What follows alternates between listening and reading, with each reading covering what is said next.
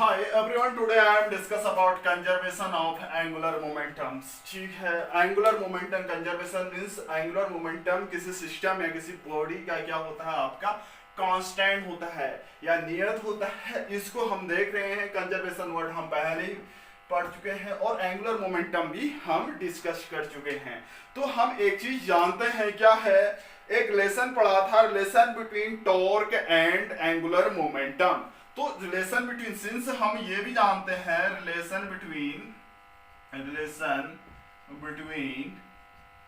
Torque and angular momentum, इससे पहले वाली वीडियो में एंगुलर मोमेंटम, ये कंजर्वेशन ऑफ एंगुलर मोमेंटम हम पढ़ रहे हैं। तो यहाँ पर एंगुलर, किसी बॉडी या किसी सिस्टम का एंगुलर मोमेंट कंजर्व कब होता है।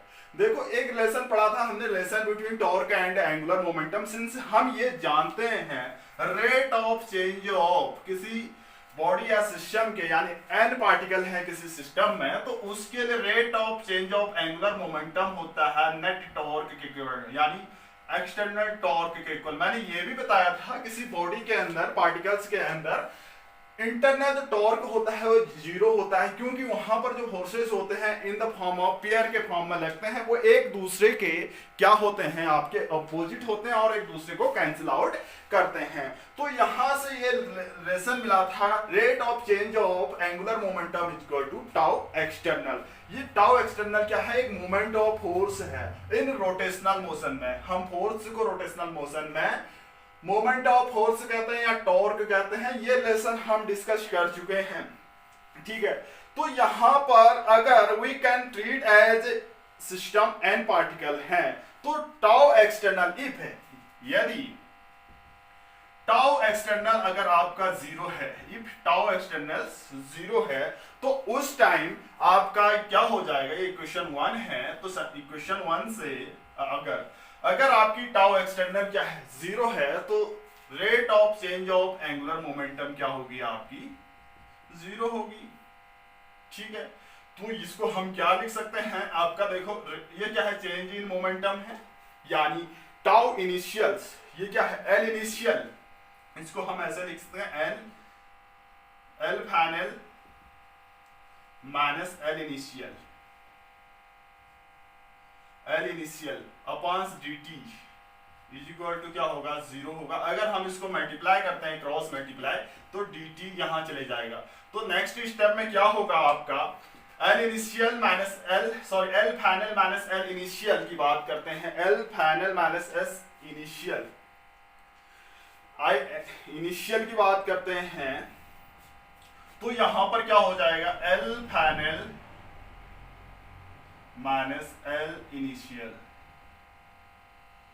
L initial is equal to क्या आएगा, जीरो आएगा। तो L final is equal to क्या आएगा, एल इनिशियल। तो एल क्या है, एंगुलर मोमेंटम है, फाइनल, और मैंने कहा एन क्या है, सिस्टम ऑफ पार्टिकल है, तो final angular momentum initial angular momentum के इक्वल है। तो ये हम क्या लिख सकते हैं यहां से, तो एल क्या होगा, आपका कांस्टेंट होगा, एल क्या होगा, कांस्टेंट होगा। तो हम कहेंगे कि एंगुलर मोमेंट क्या है, कांस्टेंट है। तो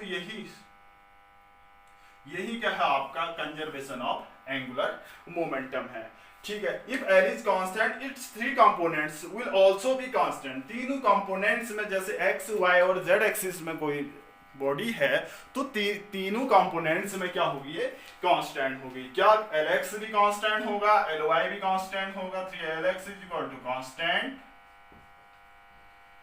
और L Y is equal to क्या है, कांस्टेंट,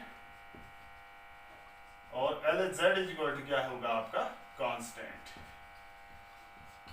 ठीक है। ये तो है हमारा क्या, कंजर्वेशन ऑफ एंगुलर मोमेंटम। देखो अब इसकी एप्लीकेशंस क्या होते हैं, applications of law of conservation of angular momentum. इसकी एप्लीकेशंस को ध्यान में देखते हैं, एप्लीकेशंस।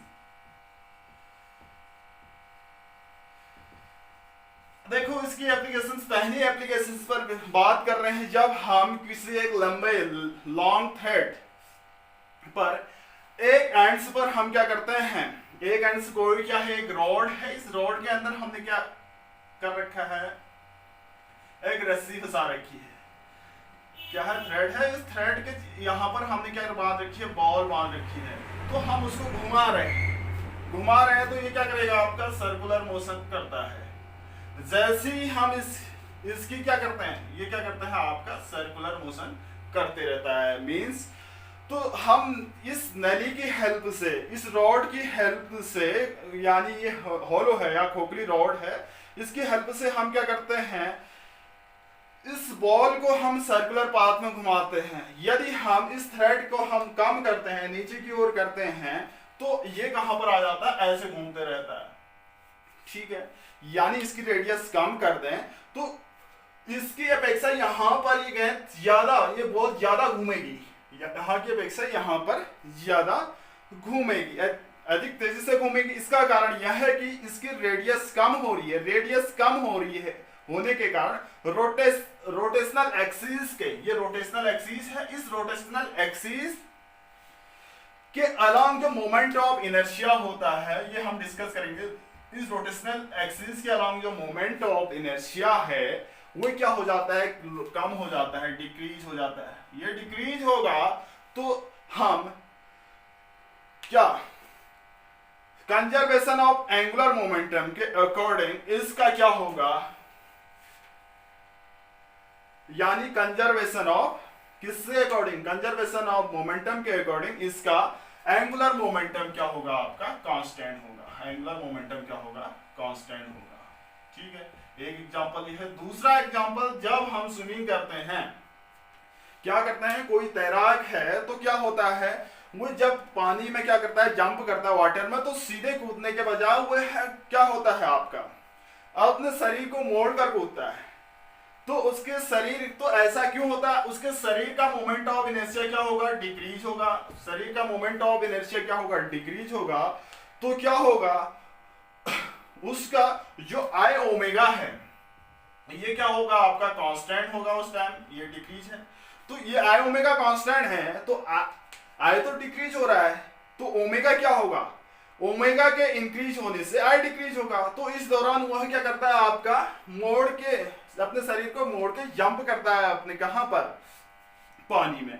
इसके अलावा आप ये देख सकते हैं, नेक्स्ट एग्जांपल देखो, कोई व्यक्ति है अपनी आर्म्स को फैलाकर अपनी हाथों में क्या कर रहा है, डंबल पे लेके खड़ा है, यानी डंबल लिए हुए एक घूमती हुई स्टूल पर खड़ा है, यानी रोटेटिंग स्टूल पर खड़ा है। जब वह व्यक्ति अपने क्या भुजाओं को समेट लेता है तो तुरंत स्टूल की गति क्या हो जाती है, तेज होती है। देखना आप एग्जांपल, जैसे ही स्टूल घूम रहा है, उसके ऊपर खड़े आप डंबल लेकर हाथ फैला के, तो वो घूम रहा है। जैसे ही हम अपने हाथों को मोड़ते हैं तो वो इसकी गति क्या हो जाती है, और तेज हो जाती है भुजाओं को समेटने पर। तो समेटने पर जो डंबल है उसमें रोटेशनल एक्सिस से क्या होती है, उसकी डिस्टेंस कम हो जाती है। डिस्टेंस कम होने से उसका क्या होगा, मोमेंट ऑफ इनर्शिया कम हो जाएगा। मोमेंट ऑफ इनर्शिया कम होने से क्या होगा, उसका एंगुलर वेलोसिटी क्या हो जाएगी, इंक्रीज हो जाएगी। एंगुलर वेलोसिटी इंक्रीज होगी तो उसका एंगुलर मोमेंटम कंजर्व होगा। तो ये तो है कंजर्वेशन ऑफ एंगुलर मोमेंटम।